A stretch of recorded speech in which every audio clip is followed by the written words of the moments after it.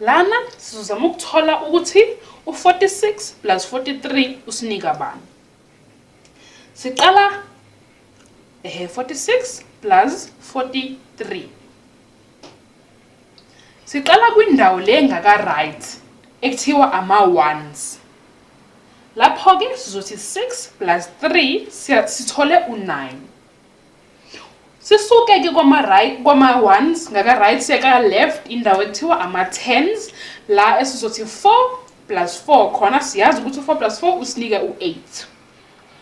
Lo 8 empeleni umele u80.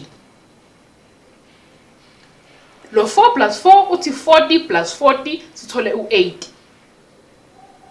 40 plus 6 ngalanga phezulu mase sithi ngaphansi 40 plus 3.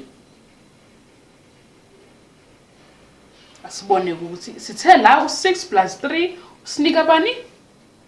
Usinika u9. Sathi u40 plus 40 usinika u80. So sizothi 80 plus 9 sithole u89 njengakalanga ka left sibonile.